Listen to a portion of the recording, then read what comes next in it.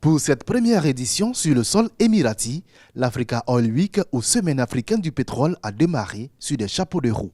Une première journée marquée par des panels de haut niveau où les experts et décideurs politiques ont mis l'accent sur l'adaptation de l'industrie pétrolière à l'évolution et au développement du marché pétrolier, notamment l'analyse de la transition énergétique mondiale et ses effets au niveau du marché africain. Transition énergétique, le sujet est d'ailleurs au centre de cette deuxième journée ouverte par le ministre ivoirien Thomas Kamara.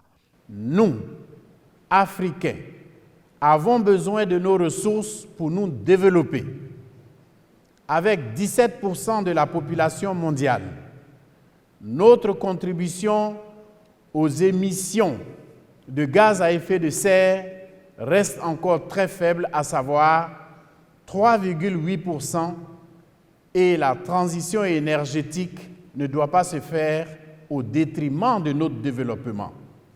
Discours d'ouverture, mais également un coin de voile levé sur les engagements de la Côte d'Ivoire relativement à la question de la transition énergétique. La Côte d'Ivoire a pris l'engagement au niveau international de respecter un mix énergétique à hauteur de 42% à l'horizon 2030 d'énergie renouvelable. Nous alternons donc ces deux formes d'énergie pour à la fois répondre à la demande sans cesse croissante de la demande d'électricité et à la fois respecter donc cette proportion d'énergie renouvelable à l'horizon 2030.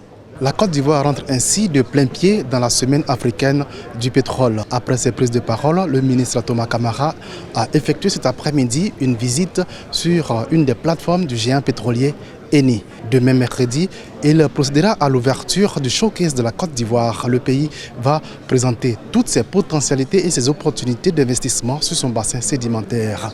La Côte d'Ivoire n'est peut-être pas encore le géant pétrolier auquel elle aspire depuis quelques années, mais elle s'en donne les moyens, notamment à travers cette participation remarquée à cet événement.